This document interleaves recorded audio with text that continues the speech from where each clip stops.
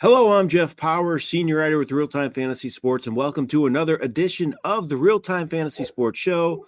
On today's show, I am going to give you 5 of my top 5 fallers for spring training. Last week, we talked about 5 spring risers. These are guys that have been playing really well in spring training, should be moving up draft boards.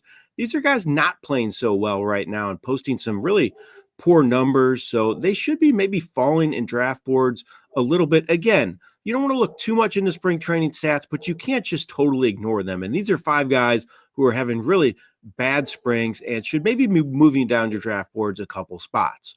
My first faller is Sonny Gray, the pitcher with the St. Louis Cardinals. He has allowed 15 runs in 9 2/3 innings. He has a 13.97 ERA. Opponents are hitting 372 against him. He has allowed 16 hits and 6 walks in less than 10 innings of work. He has not been good. He's the Cardinals' ace. They're in rebuild mode. So things might not be too great for Sonny Gray this year if spring is any indication. I'd be a little worried about him because of those gaudy numbers he has allowed.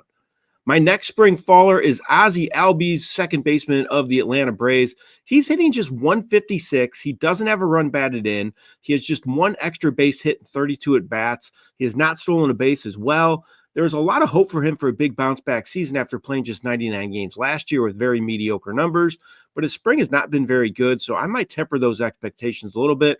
I'm a little concerned about Albies because of this spring.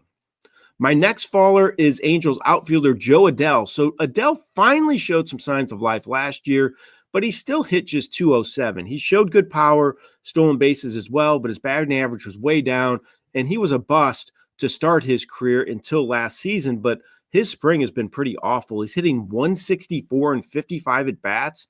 He struck out 15 times, has just 1 stolen bases. I think he could be set up for a platoon role this year with Mickey Moniak in center field for the Los Angeles Angels. So that's a little bit of a concern as well. And if he keeps not hitting, Moniak could move ahead of him on the depth chart. So I'm a little bit worried about Jo Adell right now. My next faller is Twins starting pitcher Pablo Lopez. Ironically, I believe he's slated to start opening day, much like Sonny Gray, but he struggled just as much as Gray. He has a 7.98 ERA in 4 starts in the spring. He's 0-4. Opponents hitting 355 against him. He has 8 walks and 22 hits allowed in just 14 2/3 innings. Numbers were up a little bit last year from the previous season as well. I wonder if this could be a trend moving forward for Lopez. Maybe he's trending the wrong way at this stage of his career. His spring has been pretty awful to date. All right, my last spring faller is Astros now outfielder Jose Altuve. He's moving from second base. He's been playing outfield this spring, kind of a crowded infield, so they're trying to find ways to get Altuve in the lineup. And he has not been very good in the outfield, first of all. So that's a little bit of a concern. So if he doesn't improve his skills out there, you have to wonder if the Astros feel comfortable playing him there. That's a concern. Also a concern is he's hitting just 188 and 32 at-bats.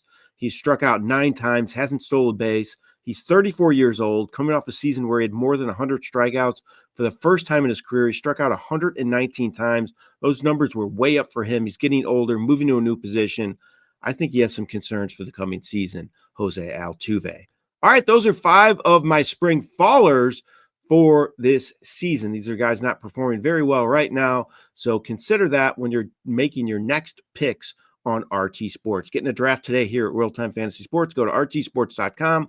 Click on that baseball league link, money league link at the top of the page. You can see everything we have to offer on there.